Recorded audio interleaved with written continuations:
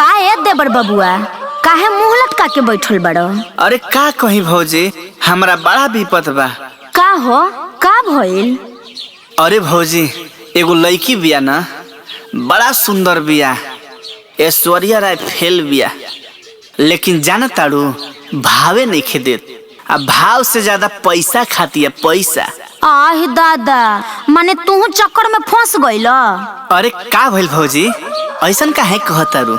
ऐसन बा न कि कुछ देलो तो नहीं खनू?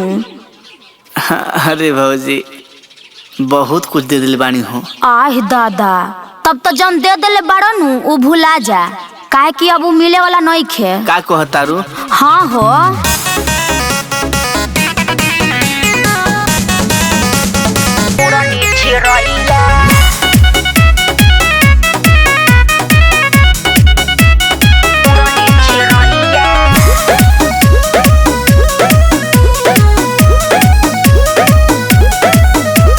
रोज सवेरे लागे मुँह हमता के हमके घुमावे ले खूब आगे पाछे। ए भौजी लाइन मारे ले हो। रोज सवेरे लागे मुँह हमता के हमके घुमावे ले खूब आगे पाछे।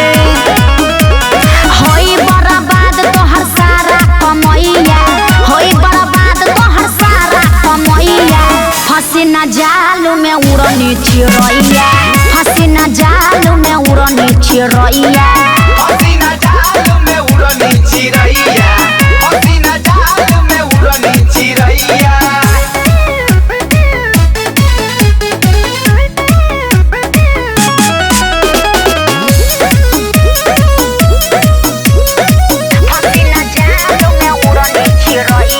सोच समझ के कदम उठाव, तनी सा अपन बुद्धि लगाव, तनी चलहा के देखाव।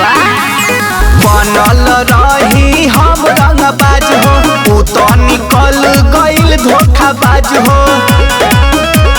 ओकरे चक्कर में छोड़ल पढ़ैया, ओकरे चक्कर में छोड़ल पढ़ैया, फंसी न जाल में उड़नी चिड़ैया, फंसी न जाल में उड़नी चिड़ैया, फंसी न जाल में उड़नी चिड़ैया, फंसी न जाल में उड़नी चिड़ैया।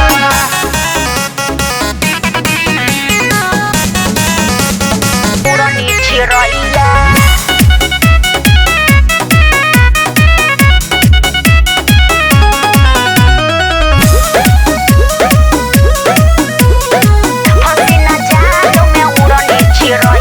आजकल के लइके चूना लगावे, लूटी के पैसा कंगाल बनावे। हाय भौजी सही कहता रे, सोनू सरगम के गम देइका, लागता गहरा जखम देइका। बिक जाई खेत खरिहान मड़ैया, बिक जाई खेत खरिहान मड़ैया, फंसी न जाल में उड़नी चिड़ैया, फंसी न जाल में उड़नी चिड़ैया।